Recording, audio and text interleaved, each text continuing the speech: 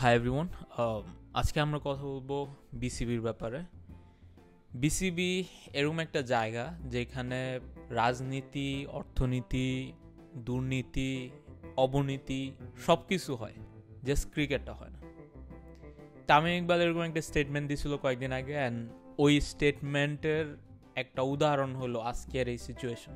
পাপন সাহেবের আমলের পর থেকে যে একটা আনস্টেবলনেস আমরা দেখতেছি, ওই আনস্টেবল বিসিবি কিন্তু এখনও চলতেছে।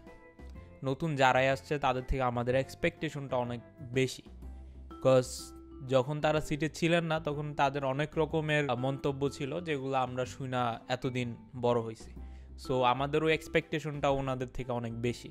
বাট আসার পরে যখন দেখি যে যেই অবস্থা পাপন সাহেবের আমলে ছিল সেই অবস্থা এখন বুলবুল সাহেবের আমলে সেম, তখন জিনিসটা আমাদের জন্য একটু হলো হেজিটেটিং, একটু মন খারাপের, একটু অ্যাজ এ ফ্যান আমাদের খারাপ লাগে। Alright, let's start with Nazmul Hossain শান্তর যেই সিচুয়েশনটা। আমাদের ক্যাপ্টেন, টেস্ট ক্যাপ্টেন, উনি রিজাইন করছে, অ্যান্ড রিজাইন করার পর social media and main stream media তারাও এটাকে নিয়ে দুইটা পক্ষে বিভক্ত। শান্তর এখানে ভুল কোন জায়গায় আর বিসিবির ভুলটা কোন জায়গায় সেটা নিয়ে আমরা ডিসকাস করব। শ্রীলঙ্কা সিরিজ শুরু হওয়ার আগে শান্ত একটা প্রেস ব্রিফিং করে, ওডিআই অ্যান্ড টেস্ট ক্যাপ্টেন হিসাবে শান্ত এখানে প্রেস ব্রিফিংটা করছে। আর শান্ত ওইখানে বেশিরভাগ আই থিঙ্ক টেস্ট নিয়েই কথা বলছে, আর ওর টেস্টের ব্যাপারেই 1 বছরের সিদ্ধান্ত নেওয়া হয়েছে টেস্ট ক্যাপ্টেন হিসাবে। ওর একটা এক্সপেকটেশন ছিল ওডিআই ক্যাপ্টেন থাকার, পরে যায় শুনতেছে ওডিআই ক্যাপ্টেন না, মিরাজ ক্যাপ্টেন। সো ওটা শুনে ও হার্ট হয়েছে, অ্যান্ড ও যখন শ্রীলঙ্কাতে গেছে, শ্রীলঙ্কাতে টেস্ট খেলার পর ও চিন্তা করছে যে না, আমার পক্ষে সম্ভব না, ও ছেড়ে দিচ্ছে। আমরা তো সবাই বিসিবির ভুলটা এতক্ষণে অনেকে ডিসকাস করছে বিসিবির ভুল নিয়ে। সো আমি এখানে শান্তরে নিয়ে ফার্স্ট একটু কথা বলছি। Shanto as a test captain or a player, team player, ও যদি স্পোর্টিং ওয়েতে জিনিসটাকে নিত, একটু প্রফেশনালি যদি জিনিসগুলারে নিত, তাহলে কি আমাদের জন্য রেজাল্টটা অন্যরকম হতো না, সিচুয়েশনটা অন্যরকম হইতো না? অ্যান্ড ওর উচিত ছিল ওইভাবে নেওয়া। দুইটা কারণ। শান্তর ক্যাপ্টেন্সি, ওডি ক্যাপ্টেন্সি না থাকার সবচেয়ে প্রথম কারণ হলো ওর পারফরমেন্স। ওর লাস্ট 6টা ম্যাচ আমরা ওডিআই তেমন বেশি খেলি নাই, যখন শান্ত ক্যাপ্টেন্সি পাইছে এরপরে আমরা 6টা ওডিআই ম্যাচ খেলছি, যার মধ্যে 2টা সিরিজ ছিল, দোনোটা সিরিজ আমরা হারছি। একটা আফগানিস্তানের বিরুদ্ধে, আরেকটা হলো ওয়েস্ট ইন্ডিজের বিরুদ্ধে। আফগানিস্তানের বিরুদ্ধে আমরা সিরিজ হারছি ওডিআইতে, যেটা আমাদের ফেভারিট ফরম্যাট। সেকেন্ড হলো ওয়েস্ট ইন্ডিজের বিপক্ষে আমরা হারছি 3-0-তে, একটা ম্যাচও আমরা জিততে পারিনি। চ্যাম্পিয়নশিপ হলো, চ্যাম্পিয়নশিপেও আমরা একটা ম্যাচও জিততে পারিনি। পাকিস্তানের সাথে যদিও খেলাটা পানিতে ভাসে গেছে, বাট আলটিমেটলি যে 2টা ম্যাচ আমরা খেলছি ওইখানেও আমরা একটাতেও জিততে পারিনি। সো যেটা আমাদের ফেভারিট ফরম্যাট, এগেন ওডিআই আমাদের স্ট্রংগেস্ট ফরম্যাট, সেই ফরম্যাটে আমরা ওর ক্যাপ্টেন্সিতে এভাবে বারবার হারতেছি। অ্যান্ড হারের বিষয়টাও কি, আমরা যে আচ্ছা ঠিক আছে, আমরা আফগানিস্তানের সাথে জিতলাম, ওয়েন্ডিজের সাথে একটা জিতলাম, 2টাতে হারলাম, সিরিজ হারলাম। এরপরে চ্যাম্পিয়নশিপেও যদি একটা জিতলাম, একটা হারলাম, এরকম হয়তো একটা মানে থাকতো যে আচ্ছা ঠিক আছে হারতেছি, ঠিক আছে আমরা জিততেছিও, যেটা টেস্টের মধ্যে ও অনেক সফলভাবে করছে। যে টেস্টের মধ্যেও হারছে কিছু ম্যাচ ড্র হয়েছে, কিছু ম্যাচ জিতছে, অ্যাভারেজে যা দেখা যায় যে একটা ভালো সিচুয়েশনে আছে। যখন আপনি ওডিআই পারফরমেন্স দেখবেন, ওখানে কিন্তু ওরকম কোনো অবস্থানে শান্ত নাই। ওর রেজাল্ট যদি দেখেন, আলটিমেটলি যায় ইটস ফেলিয়ার। পুরা বছরে 6টা ম্যাচ ক্যাপ্টেন্সি করার পর যখন তুমি একটা ম্যাচ জিতবা, তখন তোমার মধ্যে ওই জিনিসটা থাকা উচিত যে হ্যাঁ, অ্যাজ এ ক্যাপ্টেন আমি হয়তো ফেল ওডিআইতে, অ্যাটলিস্ট ওই জিনিসটা শান্তর অ্যাকসেপ্ট করা উচিত ছিল। অ্যাকসেপ্ট করে ওই সিদ্ধান্তটা স্পোর্টিং ওয়েতে নেওয়া উচিত ছিল, অ্যাজ এ প্রফেশনাল নেওয়া উচিত ছিল। সেকেন্ড আরেকটা রিজন কেন শান্তের এই ডিসিশনটা একটা খারাপ মেসেজ যায় টিমের কাছে, সেটা হলো মেহেদী হাসান মিরাজ। যে ক্যাপ্টেন্সি, ওডিআই ক্যাপ্টেন্সিটা নিল, যে মানুষটা, যে প্লেয়ারটা, সেটা হলো মেহেদী হাসান মিরাজ। মেহেদী হাসান মিরাজ একই সাথে শান্তর সাথে আন্ডার-19 খেলছে ওরা, শান্তর ক্যাপ্টেন ছিল মেহেদী হাসান মিরাজ। এই মেহেদী হাসান মিরাজ এখন পর্যন্ত কোনো ফরম্যাটে ফর লং টাইম ক্যাপ্টেন্সি পায় নাই। টেস্টে আই থিঙ্ক একটাতে না 2টাতে ম্যাচে পাইছিল, বাট ওটা টেম্পোরারি ছিল, ওটা রিপ্লেসমেন্ট হিসাবে ওরা দেওয়া হয়েছে। সো ওই মেহেদী হাসান মিরাজ ধারাবাহিকভাবে পারফর্ম করে যেতেছে। হি নেভার টোল্ড এনিওয়ান যে আমার ক্যাপ্টেন্সি লাগবে, আমার ক্যাপ্টেন্সি দরকার, ওইরকম কোনো মন্তব্য কখনো করে নাই। অথবা ওইভাবে মানে আসে না যে আমি তো অ্যাজ এ প্লেয়ার আমি অনেক ভালো পারফর্ম করতেছি, আই ডিজার্ভ ইট, আমি আন্ডার 19-এর ক্যাপ্টেন ছিলাম। শান্ত তো ক্যাপ্টেন ছিল না আন্ডার 19, আমি ছিলাম ক্যাপ্টেন। সো আমি কেন ও কেন আমার আগে যা ন্যাশনাল টিমের ক্যাপ্টেন হবে? এই জিনিসটা থাকে না, ওই জিনিসটা তো করে নাই। সো ও যদি স্পোর্টিং ওয়েতে এই জিনিসটাকে নিতে পারে এত বছর ধরে, তুমি যা ও যখন ক্যাপ্টেন্সি পাইতেছো তুমি এরকম একটা জিনিস করলা কোনভাবে? এখন তো জিনিসটা মিরাজের জন্য অনেকটা ডিফিকাল্ট হয়ে যেতেছে, রাইট? মিরাজ তো এখন প্রেশারে পড়তেছে। মিরাজের হয়তো একটা গিল্টনেসও কাজ করবে যে আমি ক্যাপ্টেন্সি নেওয়ার কারণে হয়তো শান্ত ছাড়া দিল। So why you are putting pressure on Miraj? ও তো তোমার লাইক লিটারালি ক্লোজেস্ট ফ্রেন্ড বলা যায়। এই মিরাজের জিনিসটাও চিন্তা করলে আমার মনে হয় যে শান্তর এই জিনিসটা এই মুহূর্তে করা উচিত ছিল না, বাট করছে। পিছনের কারণটা অবভিয়াসলি বিসিবি, বা মোর স্পেসিফিকলি আনপ্রফেশনাল বিসিবি। আচ্ছা, এখন আমরা একটু এই গেম সেন্সের থেকে বাইরে হওয়া, এই যে টিম বন্ডিং এই সব কিছু থেকে বাইরে হওয়া, এখন আমরা চিন্তা করি একটু প্রফেশনাল ওয়েতে। আমরা সবাই তো ডে টু ডে লাইফে কর্পোরেট ওয়ার্ল্ডের সাথে রিলেটেড। আমি একটা জব করতেছি এখন, যারা ক্রিকেটটা দেখে পছন্দ করে maximum people either student or job করতেছে। কর্পোরেট উদাহরণ দিলে আমরা রিলেট করতে পারবো ইজিলি। সো কর্পোরেট একটা উদাহরণ দেই। ফর এক্সাম্পল, আমার বস আমাকে একটা প্রজেক্ট দিছে, আমি অ্যাজ ওই প্রজেক্টে গ্রুপ লিডার।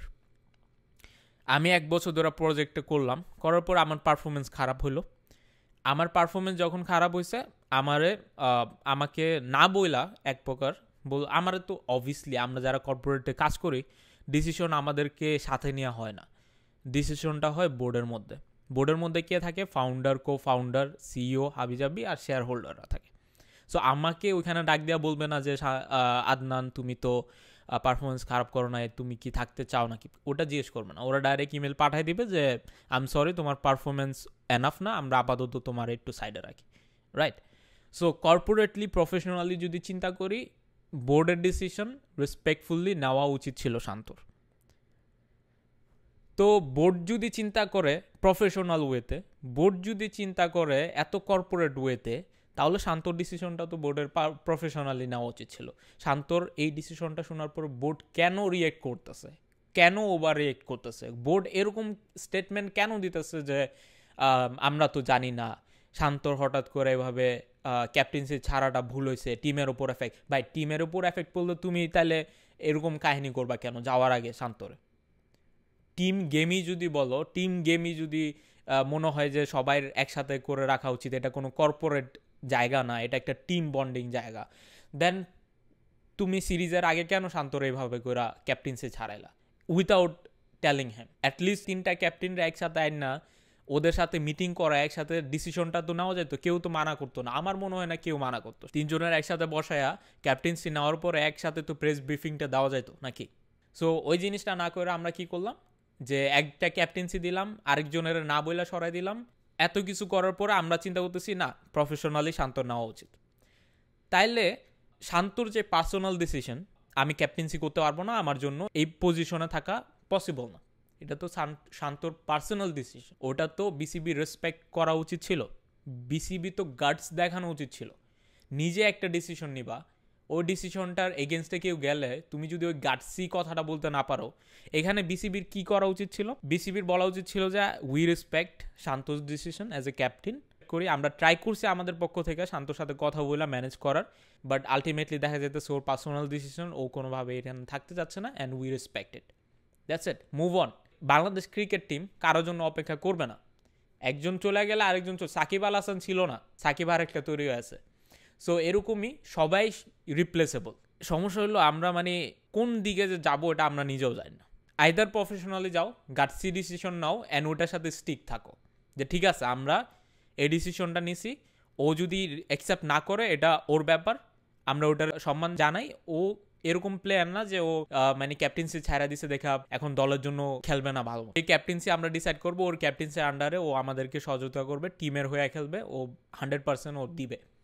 বিসিবির উচিত ছিল এভাবে জিনিসটারে হ্যান্ডেল করা, মুভ অন করা, বিষয়টারে সহজভাবে নেওয়া। এভাবে যদি তুমি জিনিসটারে হ্যান্ডেল করতে না পারো, নিতে না পারো, তাইলে শান্তর কেমনে ভুল হলো?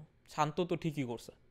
আমি তো বলবো শান্ত ভালো করছে যে মানে ও টেস্টের সিরিজটা শেষ করার পরে যায় বলছে যে আমি আর করতে পারতেছি না। এই ডিসিশনটা যদি ও টেস্টের সিরিজের আগে নিত, 2 দিন আগে নিত, যে টেস্ট সিরিজ শুরু হইতেছে 2 দিনের মধ্যে, ও হঠাৎ করে ক্যাপ্টেন্সি ছাড়াইছে, এরকমও হয়েছে বাংলাদেশ টিমে, এরকমও হয়েছে আগে, আমরা জানি সবাই। সো ওরকম কিছু করলে আমি হয়তো চিন্তা করতাম যে না শান্ত এটা কি কাজ করলো, বাট অ্যাটলিস্ট শান্ত কিন্তু এতটুকু চিন্তা করছে যে না আমি একটা টিম যাইতেছে, অ্যাটলিস্ট আমি এই জিনিসটা এই সিরিজটা শেষ করি, এরপর আমি রিটায়ার নিয়ে নিই, শেষ, সমস্যা শেষ, ঝামেলা শেষ, আমার কাছে আর কোনো কমেন্ট আর কোনো কিছু আসবে না। ওইভাবে ও সিদ্ধান্তটা নিছে, ও টিমের কথা চিন্তা করে সিদ্ধান্তটা নিছে। বাট আলটিমেটলি দেখা যাইতেছে যে বিসিবির কাছে ওটাও পছন্দ হইতেছে না। সো এই যদি হয় বিসিবির অবস্থা, বাংলাদেশ ক্রিকেটের অবস্থা, তাইলে আমরা আবার সেই সাকিব তামিমের যুগেই চলে যেতেছে। আমি যেটা পার্সোনালি ফিল করতেছিলাম যে আচ্ছা ঠিক আছে, আমরা ওই টক্সিক 5 পাণ্ডবের যুগ থেকে সরে এসে আমরা এখন একটা নতুন যুগ শুরু করতেছি, নতুনদের দিয়া শুরু করতেছি। কিন্তু আলটিমেটলি দেখা যাইতেছে ওই সাকিব তামিম আমরা আবার বানাই দিলাম, আবার সেই শান্ত আর মিরাজের মধ্যে এখন চলতে থাকবে। এভাবেই যদি চলে তাহলে আর বিসিবিতে বাংলাদেশ টিমে পারফরমেন্স হবে, ইন্ডিভিজুয়ালি অনেক ভালো করবে, মিরাজ আবার নাম্বার 1 হয়ে যাবে as a allrounder, Shanto best batsman বাংলাদেশের, তামিম টামিম সব ফেল, কি হবে বাংলাদেশ টিমের, কি হবে, 2 পয়সারও লাভ হবে। যেটার একটা বড় উদাহরণ হলো যে পাকিস্তান টিমের মধ্যে ওই সেম গ্রুপিজম হতো, বাবর আজমের একটা গ্রুপ, শাহিনের একটা গ্রুপ, ওরা 2টা গ্রুপ বানায় এখন টিমের ভিতরে দ্বন্দ্ব লাগাই দিছে। সো ওটার কারণে টিমের কি অবস্থা হয়েছে পাকিস্তান টিমের, ওটা আমরা সবাই জানি। বাট ওটা থেকে ঘুইরা আসার যে একটা অবস্থা সেটাও আমরা জানি, যে পাকিস্তান টিমে এখন বাবর আজম টি-20 খেলে না, শাহিনও খেলে না, তারপর আরও যেই 2-3 জন যারা সিনিয়র প্লেয়ার আছে ওদেরকে বাদ করেছে, বলছে ভাই তোমরা এই গ্রুপিজম দেখানোর দরকার নেই, আমাদের এত নেম ফ্রেমের দরকার নাই, আমাদের পারফরমেন্স দরকার। এখন পাকিস্তান আমাদেরকে 5টা টি-20 খেললে হয়তো 5টাতেই হারতাম, আপাতত আমরা 3টাতে খেলছি, 3টাতেই টি-20 হারছি পাকিস্তানের সাথে।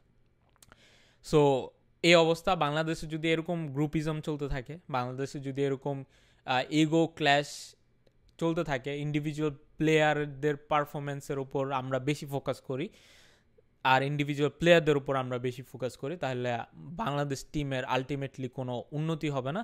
সেটা আমার অ্যাজ এ ফ্যান, আমি কোনো প্রফেশনাল কেউ না ক্রিকেটের, বাট অ্যাজ এ ফ্যান আমার জন্য এটা হার্ট নেই, এটা আমার জন্য অনেক মানে দুঃখজনক বিষয়, এটা খারাপ লাগার বিষয় যে বাংলাদেশ টিম খারাপ করতেছে একটা ইন্ডিভিজুয়াল প্লেয়ারের জন্য, 2-3টা ইন্ডিভিজুয়াল বিসিবি মেম্বারদের জন্য। সো এই আশাটাই রাখবো যে আমরা ওডিআইতে শ্রীলঙ্কার এগেনস্টে ঘুরে দাঁড়াবো। That's it for today, thank you so much for watching.